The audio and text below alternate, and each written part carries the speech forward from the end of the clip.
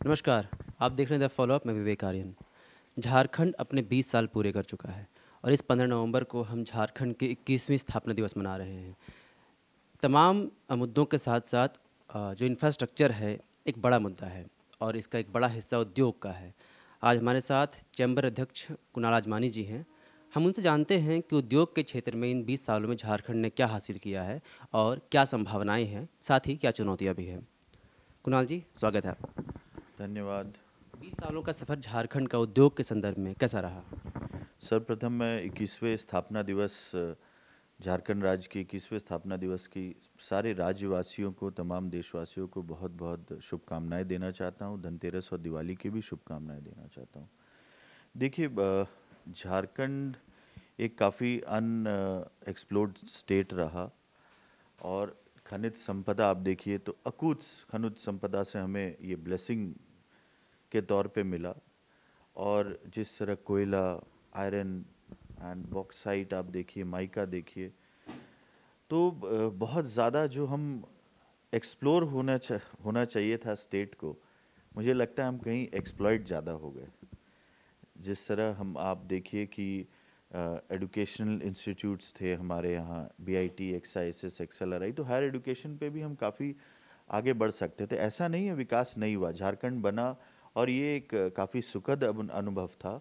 और व्यवसाय भी आगे बढ़े हैं और उद्योग भी लगे हैं, पर जिस पैरामीटर पे आप जो और अन्य राज्य हमारे साथ जो नए स्थापित हुए, आप छत्तीसगढ़ देख लो, वो आज काफ़ी आगे बढ़ चुके हैं, काफ़ी आगे निकल चुके हैं।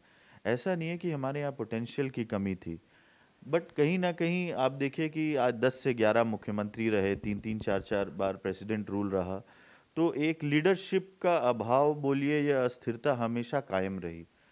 और आप नए इंडस्ट्रीज जोन जो हम एक्सपेक्ट कर रहे थे, काफ़ी करोड़ों हज़ारों करोड़ के एमओयू हुए, पर कहीं पे आप देखिए कि इम्प्लीमेंटेशन, जो प्रॉपर इम्प्लीमेंटेशन होना चाहिए था, अगर कोई आज फ्लाईओवर बन रहा है तो 10 साल बन रहा है, कोई चीज़ टाइम बाउंड नहीं हो पाई। आज आप पटना जाते हैं तो देखते हैं फ्लाईओवर्स का जाल बना हुआ है, बट दुखद है कि हम रांची, आज जो हमारी कैपिटल सिटी है, उसे एक महानगर का स्वरूप नहीं दे पाए।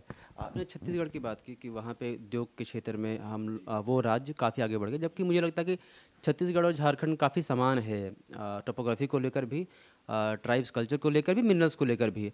क्या वजह रही कि झारखंड पिछड़ गया और छत्तीसगढ़ आगे निकल जैसा गया, कि मैंने उद्योग आपको के संदर्भ में बताया, खास? उद्योग के संबंध में आज वहाँ पे आप देखिए कि नए इंडस्ट्रियल पार्क बने, जोन्स बने, बिजली की व्यवस्था वहाँ अच्छी है, single window system, time bound system में काम हो रहे हैं। एक इच्छा शक्ति, मैं आपको बता रहा हूँ, इच्छा शक्ति बहुत बड़ी चीज़ होती है। और किसी भी व्यवसाय, उद्योग, किसी भी कार्य में टाइम जो होता है, टाइम इज़ मनी जो हम लोग बोलते हैं ना, वो है, वो बहुत ज़रूरी है। साथ ही साथ जो औद्योगिक क्षेत्र का विकास होना चाहिए था, आज आप देखिए कि लास्ट 5-7 साल में ही 2-3 नए औद्योगिक क्षेत्र बन पाए, नहीं तो वहीं टिपूदाना, वहीं कोकर, वहीं नामकुम इंडस्ट्रियल एरिया, और जहाँ वहाँ पे भी अभी तक मूलभूत सुविधाओं की कमी है, रोड्स हो, आज बिजली, पूरे देश में आज झारखंड के कोयले से बिजली उत्पन्न हो रही है। हम बांग्लादेश देने जा रहे हैं, अडानी का प्लांट लग रहा है गोड्डा में, बट आज पूरे राज्य में बिजली, आज रांची में आज 24 घंटा बिजली हम नहीं दे पा रहे हैं। तो ये सब सोचने वाली बात है। और साथ ही साथ जो सिंगल विंडो सिस्टम है, क्लियरेंस है, पॉलिसीज अच्छी बनी, बट इम्प्लीमेंटेशन पार्ट जो है वो बहुत ज़रूरी है।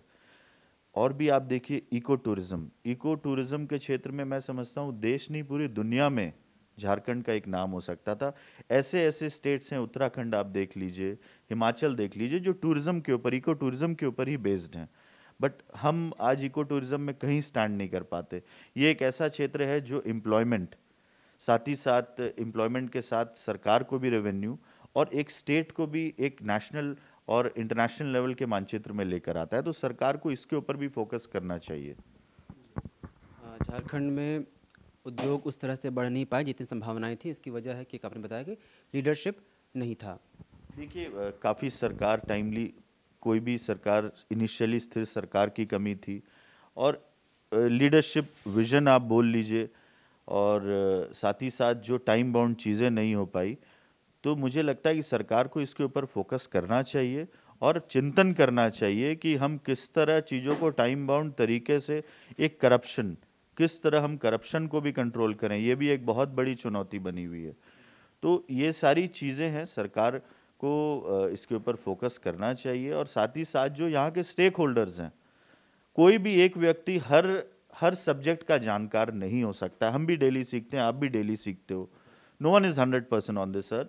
तो जो भी पॉलिसीज बनते हैं तो उसमें जो स्टेक होल्डर्स हैं, सपोज आज ट्रांसपोर्ट के ऊपर बनता है तो जो ट्रांसपोर्टर्स है they also know the in and out of the trade कि क्या पॉलिसी स्टेट के लिए अच्छी है। और चेंबर का एक कैटलिस्ट की तरह हमारा काम भी यही है कि किस तरह राज्य प्रगति करे, उद्योग प्रगति करे, राज्य व्यवसायी जो है, राज्य के व्यवसायी वो प्रगति करे, और साथ ही साथ सरकार को भी रेवेन्यू कैसे आए।